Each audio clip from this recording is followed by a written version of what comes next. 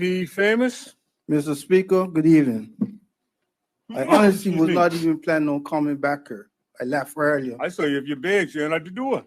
No, that was somebody else's bag. All right. I left here at 6, Mr. Evening, to Mr. Speaker, to take a visiting guest out for the evening. And after the evening was over, we were driving him back to his hotel, and I had the house on. And the premier was giving his presentation on the customs relief. So I was explaining to him, we're giving relief to school children, we're giving relief to clubs, so on and so forth. He says, oh, that's a good thing. Then he heard the opposition leader get up and said, opposition leader was giving compliments. And he was like, who is this person speaking? I said, oh, that's the opposition leader. He said, oh, the opposition leader's giving compliments? I said, yeah, we on different sides, but they honestly recognize when things are good that they will give compliments. A few seconds later, someone else got up and someone else was less than complimentary, Mr. Speaker. I don't know. Just talk to the chair. And the visitor, second day in Bermuda, says, who's that? I said, well, that person is on the opposition as well. And he says, man, they really sound like they have an axe to grind. I said, not really. They're just they come from a different perspective. And the visitor gave me his perspective on that person's perspective. And it wasn't so complimentary, and put that way. So I thought to myself, Mr. Speaker, usually I've been studying the OBA before they became the OBA. All the trends, all the tricks, all the whatever, right? And here lately, they have a certain trend. Here we are, motion to adjourn. None of them are going to speak to it. None of them. They might point to order me, but none of them really speaking motion to adjourn. But what they do, what they tend to do, as the honorable member from Constituency 7 said, is that somewhere along the line, there's going to be a little small snippet of social media that they're going to clip out of something that somebody said. That's going to find itself on Bermuda, Twitter, Royal Gazette, you name it.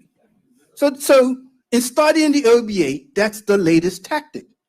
Don't say anything in motion to adjourn because we probably won't make it out.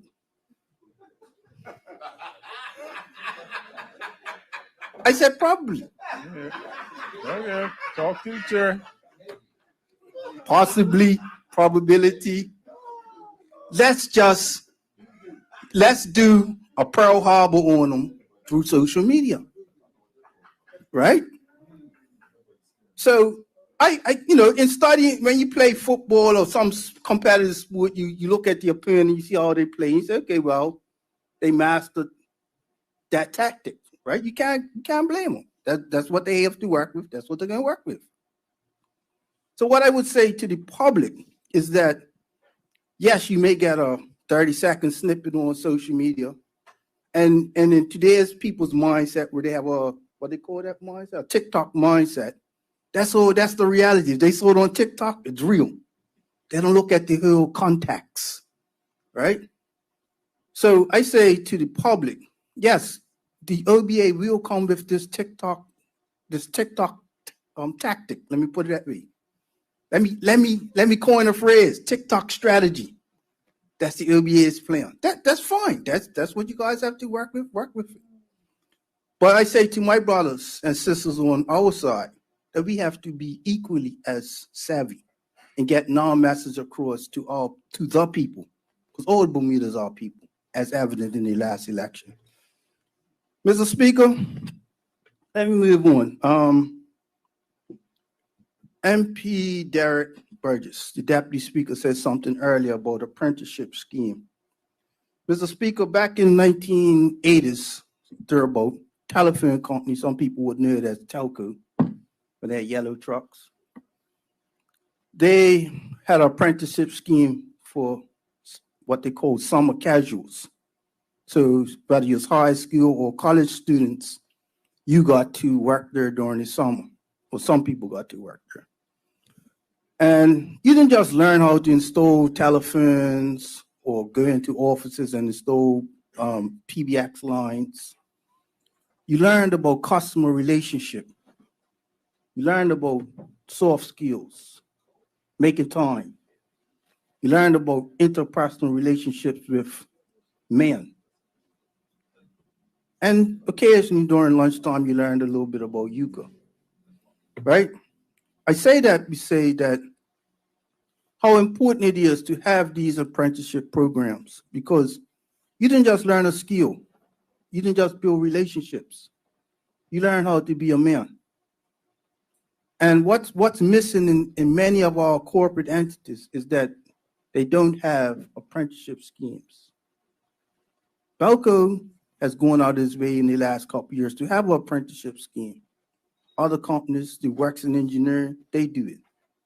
So I would take this time to encourage any company that can afford it, even if you can afford one apprentice, take that person on.